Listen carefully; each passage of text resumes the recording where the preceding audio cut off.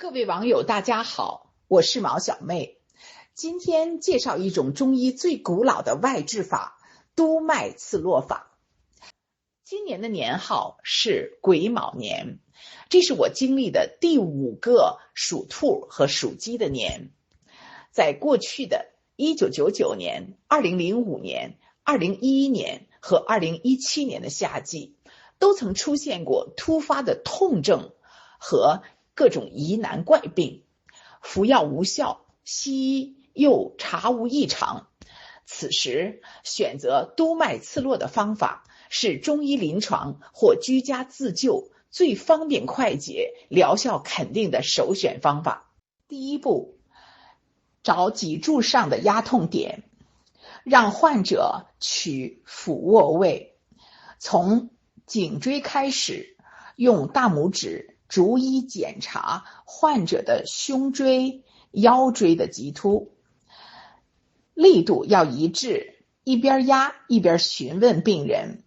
当他感觉到脊柱上面的压痛点时，我们把这个点要记住，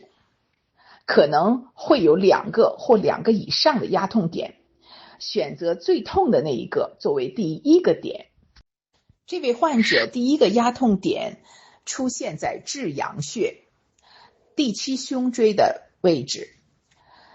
下面还有一个痛点是筋缩穴在第9胸椎，也就是膀胱经的肝腧和胆腧的平面。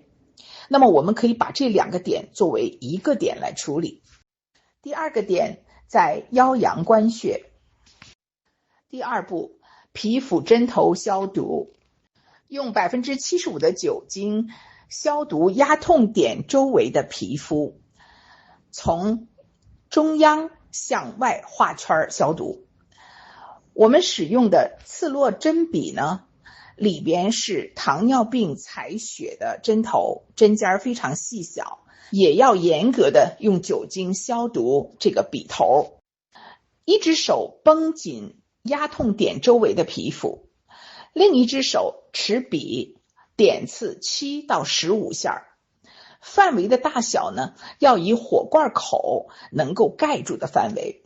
然后把火罐试一下，火罐呢是否拔得很紧，也可以用抽气管。做完第一个压痛点之后，可以继续第2个点。这个患者第2个点呢，在腰阳关的位置，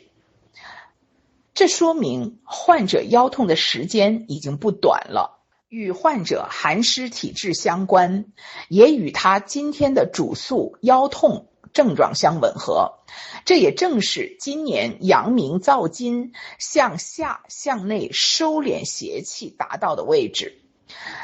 通常呢，这个患者会伴随大便粘滞、五更泻等等症状。当我们先把最痛的2个痛点处理之后，还会在大椎穴的附近呢增加一个罐，这也是第3个刺络的点。做这个穴位是今年夏至前后需要打通的督脉的要道。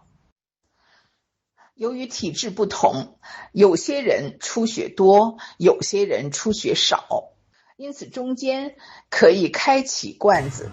用纸巾擦去出血，再拔第2次、第3次。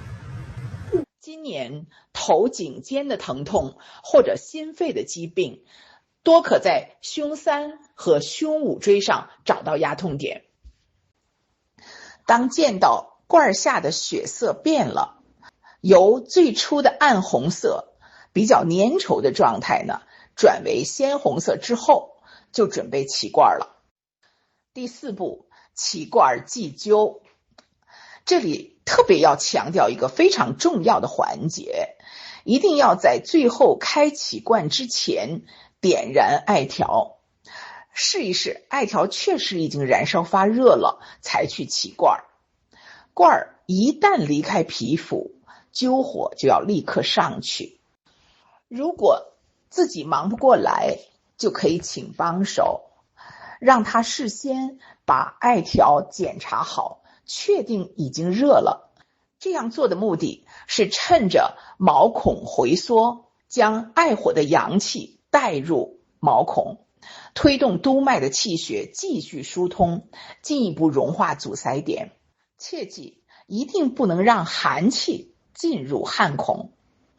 对于针孔处的血迹呢，就等着被血液和组织液自然的封口切记不要用酒精或者湿纸巾去清理针孔处的血迹。嘱咐患者6小时后可以洗澡或者擦拭血迹。第5步，复查压痛点。做完了刺络拔罐之后，我们要再次检查一下原来的压痛点是否疼痛消失。如果原来的压痛点不疼了，又出现了其他椎体上的压痛，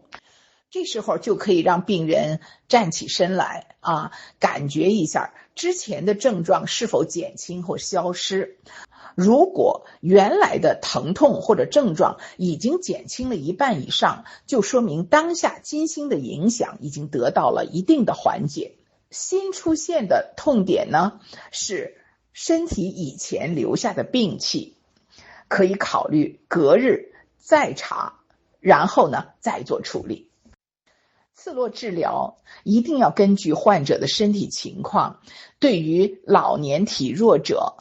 二阳初愈或者是基础病的患者，一定要在医生的指导下才做，而且不要急功近利，不要一次做的点太多，本着救急但是不要越界的底线。